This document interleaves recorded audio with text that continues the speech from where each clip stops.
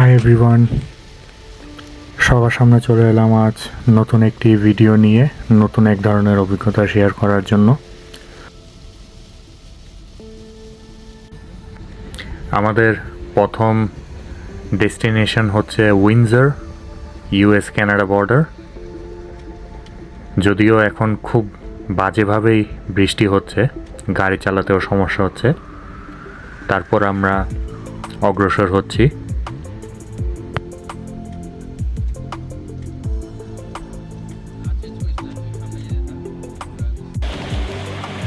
আমরা ইতিমধ্যে চলে এসেছি উইন্ডসর, একেবারেই বর্ডারে। ব্রিজটা ক্রস করলে হচ্ছে ইউএস। এই যে ব্রিজটা, এখানে আমরা কিছুক্ষণ থেকে আবার চলে যাচ্ছি। আমাদের স্পট আপাতত এটাই, এবারের ট্রিপের প্রথম স্পট। আর এই দিকটাতে হচ্ছে উইন্ডসর ইউনিভার্সিটি। আমি যদি একটু জুম করি, এই যে ইউনিভার্সিটি অফ উইন্ডসর।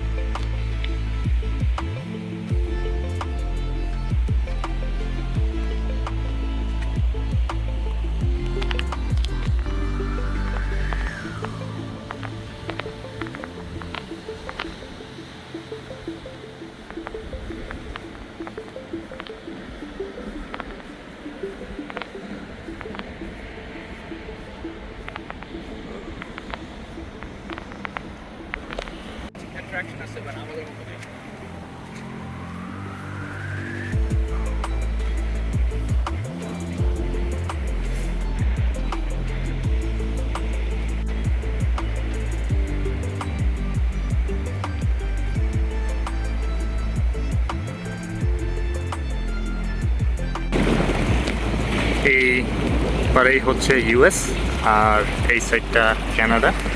ওদিকে দুই দেশেরই ফ্ল্যাগ বসানো আছে। আমি ইতিহাস নিয়ে তো খুব একটা বেশি বলতে পারি না, বাট ছোট্ট করে নিউজ দেওয়ার চেষ্টা করি। এই সাইডটা যে ডেট্রয়েট সিটি, খুবই জনপ্রিয় সিঙ্গার এমিনেম যে আছে, তার ছোট থেকে বড় হওয়া এই সিটিতে। তার গানের মধ্যেও তার এই ছোটোবেলার যে দেখা ইকোনমিক বুমিং সেটাও প্রকাশ পায়। একটা সময় খুবই উন্নত একটা সিটি ছিল, যেহেতু সেখানেই নর্থ আমেরিকান গাড়িগুলার ফ্যাক্টরি বা হাব ছিল। সেটা জেনারেল মোটর, ক্যাটালিক, ফোর্ড, হাবিজাবি যাই হোক। পরে যখন জাপানিজ কারগুলো এন্ট্রি নেয়, আস্তে আস্তে সিটিটা ডেড হয়ে যায়, কারণ গাড়ির ইন্ডাস্ট্রিটা অতটা আর ভালো করতে পারেনি। তো ধীরে ধীরে ইকোনমিটা পড়ে যায়। আর কানাডার এই সাইডটাতে খুব বুমিং কিছু হয় নাই, যা আগে ছিল এখনও তেমনই, যার কারণে এটা এখনও মোটামুটি ভাইব্রেন্ট মনে হয়। জাস্ট হচ্ছে এই ব্রিজটার এপার ইউএস কানাডা। সো কানাডার এই সাইডটা এখনও কিছুটা জমজমাট লাগে, কিছুটা বলতে আগে যেমন ছিল এখনও তেমন, যার কারণে অলওয়েজ স্টেবল। ওই সাইডটা একেবারে বুমিং থেকে পড়ে যায়, যার কারণে এখন অনেকটা ডেড মনে হয়। সেম জিনিসটার মতোই বলা যায় নায়াগ্রা সাইডেও, যে নায়াগ্রা আমাদের এই কানাডার সাইডটাতে যথেষ্ট চমৎকার ভাইব্রেন্ট মনে হয়। আর বাফেলো ওই সাইডটাতে গেলেই ইউএসএ খুবই ডেড মনে হয়, বাট কেন সেটা সঠিক আমি বলতে পারতেছি না। এই হচ্ছে ছোট একটা ইনফরমেশন। আমরা এখানে আর কিছুক্ষণ থাকবো, এরপরে হচ্ছে এখান থেকে মুভ করব।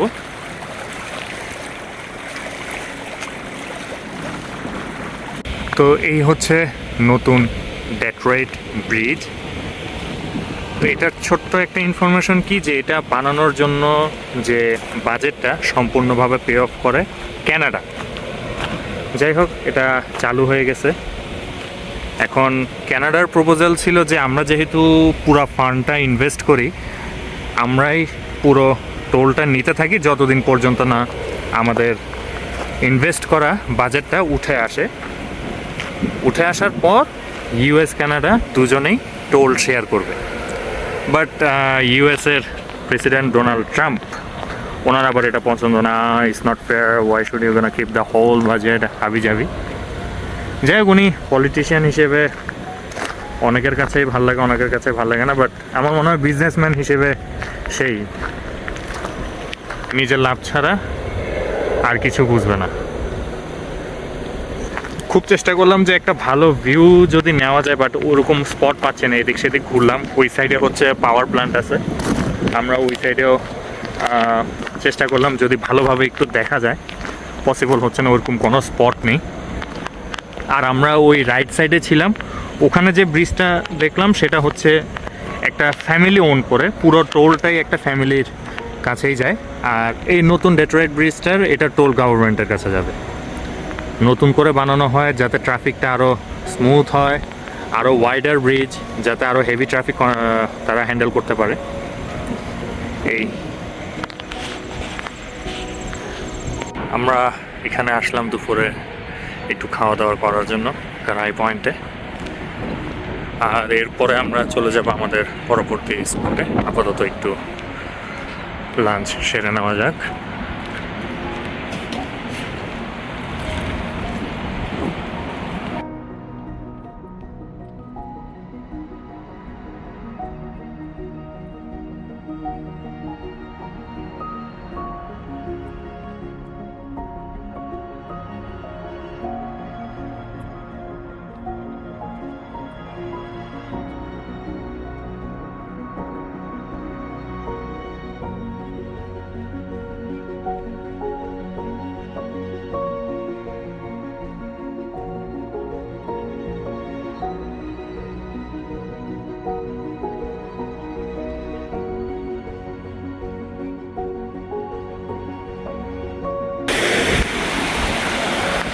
তো সুইমিং বাদ, বোটিং বাদ, এখানে বারবিকিউর যে প্ল্যান ছিল অ্যাটলিস্ট ওইটা এক্সিকিউট করা হবে।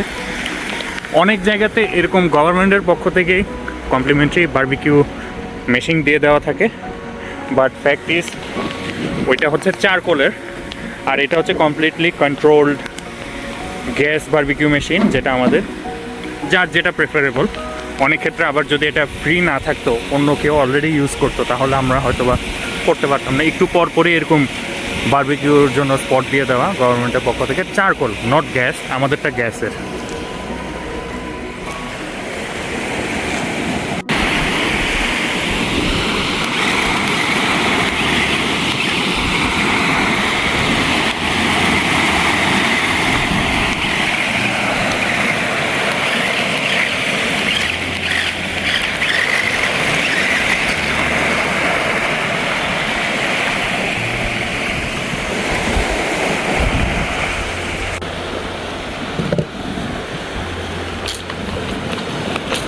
ফোনের মধ্যে লাগবে কিন্তু এই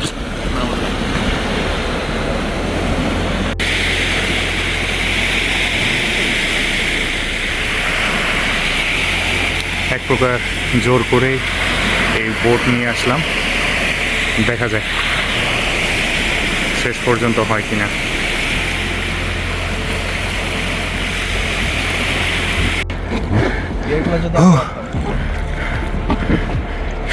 গাড়ি লক করছিলে রে?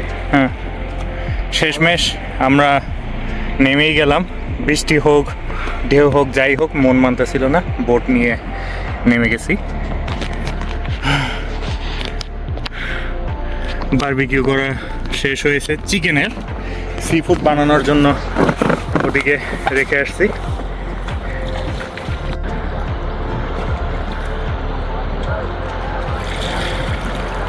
ওদিকে সি ফুড হচ্ছে, আমরা এদিকে বোটিং করতেছি।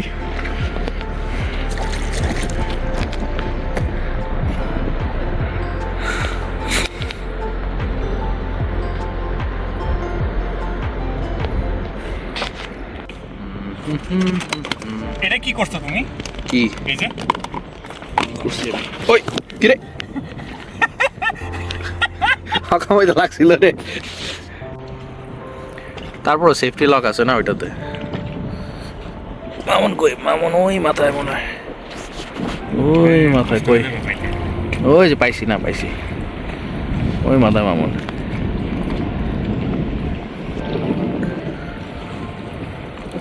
সান আস্তে আস্তে সেট হইতেছে।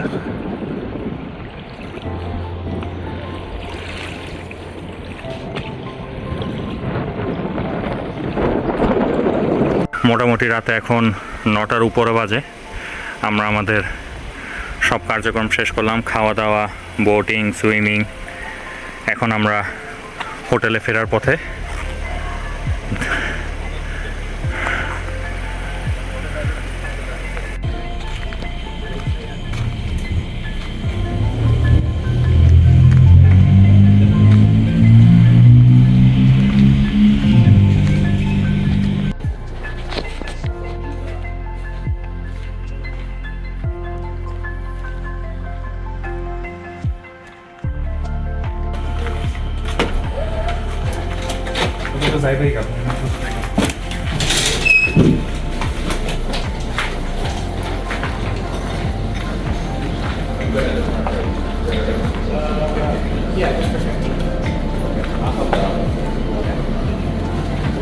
For 15 minutes only because Yeah, just because afterwards, there's two parking lots. I gotta go back there. Yeah, just you have a couple minutes just to bring your stuff up. Okay. But after, okay, we can park behind the building. yeah, R1 and N1.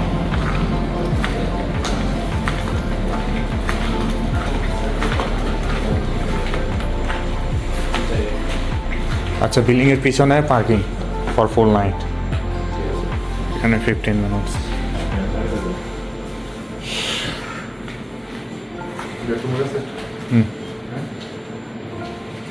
না, গাড়িতে মনে হয় গাড়িতে।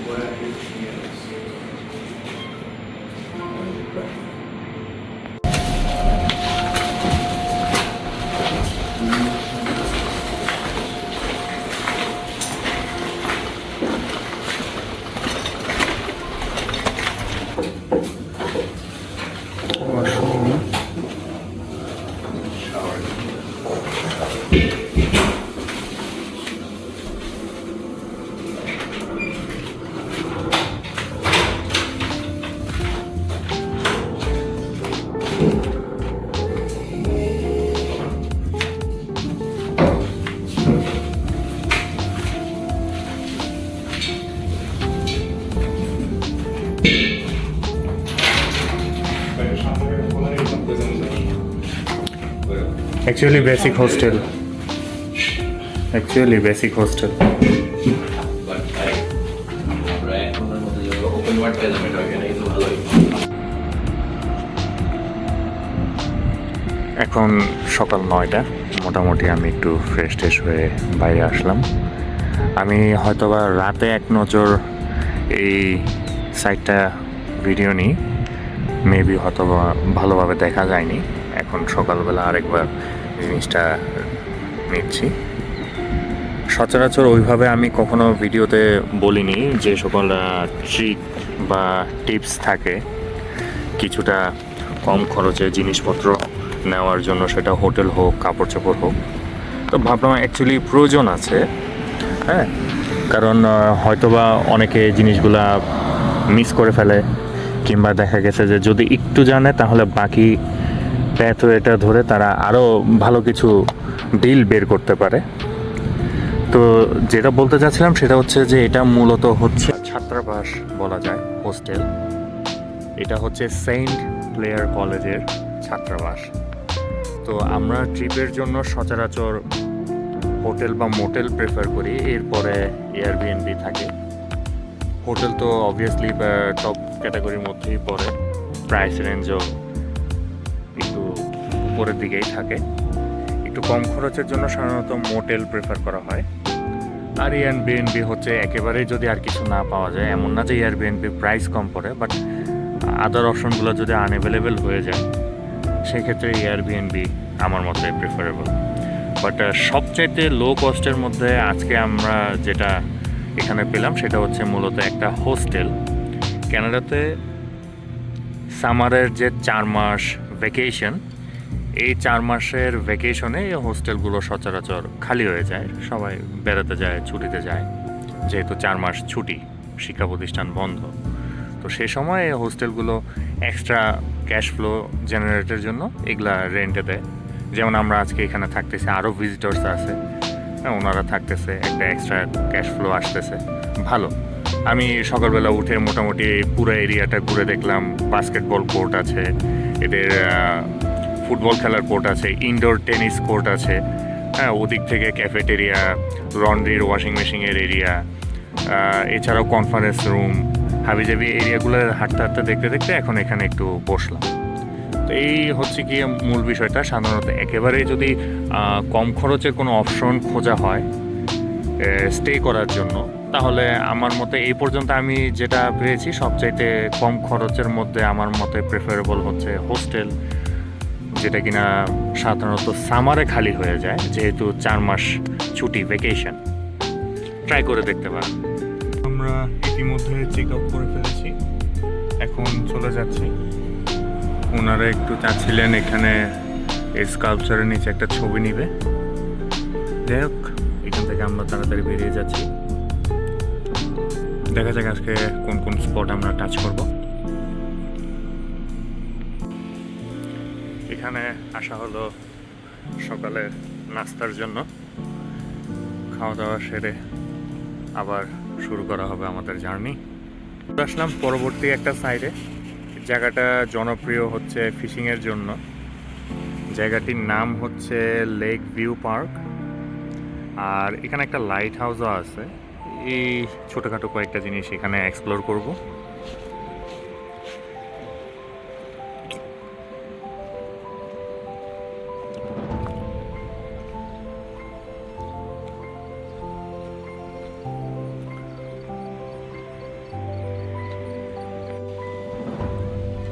আমরা এখানে লেকউড south পার্কে আছি।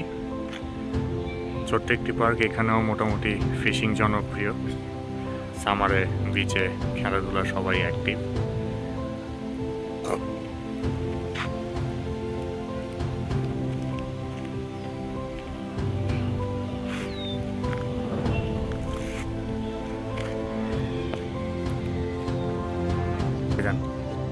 Hello দেন, আমার চ্যানেল একটু হ্যালো দেন। আপনার সাথে দেখা হচ্ছে এই সাঠাম এরিয়াতে।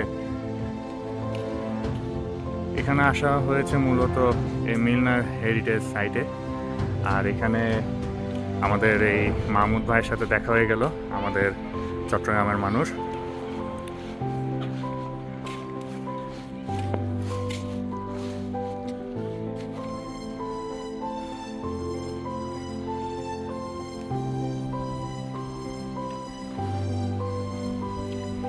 এই হচ্ছে বিশেষ করে এই যে ভদ্রলোক মিলনার, উনি গাড়ি প্রস্তুতকারক ছিলেন। আর এই বাড়িটা ওনারই 100 বছর আগের বাড়ি, যদিও এটা এখন মিউজিয়াম হিসেবে আজকে বন্ধ। যাই হোক, আমরা জাস্ট বাড়িটা দেখতে আসলাম। মোটামুটি খুবই পুরান আমলের বাড়ি বলা যায়, একটু রেনোভেশন করে এখনও মেনটেন করে রাখছে। তো আমরা বহু আগে এখানে একবার এসেছিলাম আমাদের সেই মাহমুদ ভাইয়ের বিয়েতে। আজকে আবার আসলাম এখানে, কারণ এই ভাই বলতেছে গরম লাগতেছে, একটু গোসল করবে এখানে। বাচ্চাদের গোসল করার জায়গাতে এখন সে একটু লাফালাফি করবে। ভাই, গোসল করার জন্য তুমি বিচেই যেতে পারতা, লেকের পানিতে। Yeah, but this is clean. Oh, this is clean. And it's not slippery as my okay okay okay, I got you. আসো, নেমে যাও নেমে যাও।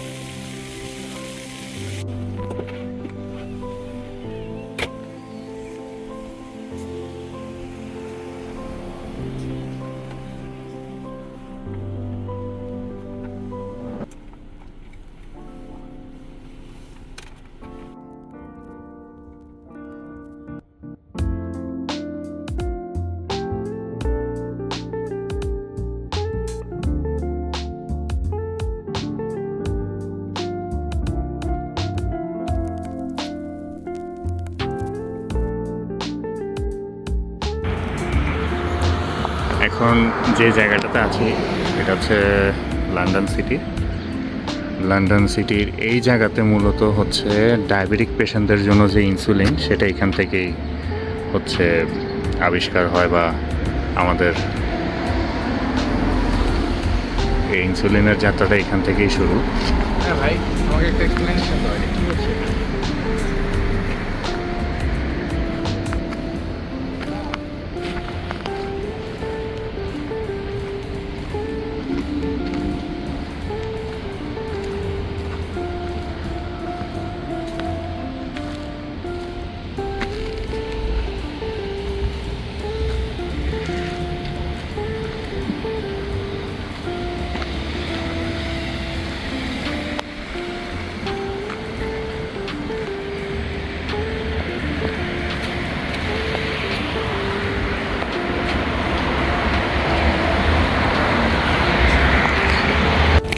এই মুহূর্তে আমরা এখানে আছি লন্ডন সিটির যে সিটি হলের সামনে। মোটামুটি ভালোই ট্রাফিক একদম সিটির সেন্টার পয়েন্টে।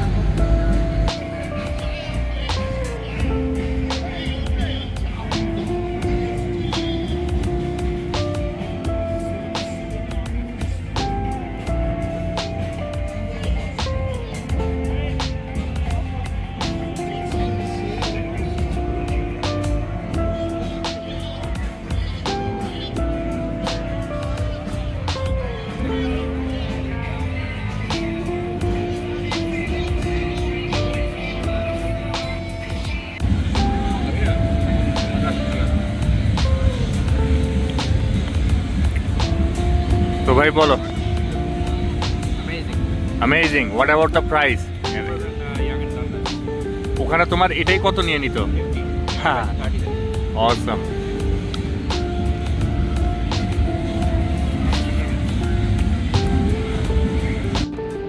এখন আমরা বাড়ি ফেরার পথে। শেষবার হচ্ছে এই গ্যাস স্টেশনে একটু স্টপ করলাম গ্যাস নিয়ে। সরাসরি টরন্টো ফিরে যাচ্ছি, চিরচেনা সেই ব্যস্ত নগরী।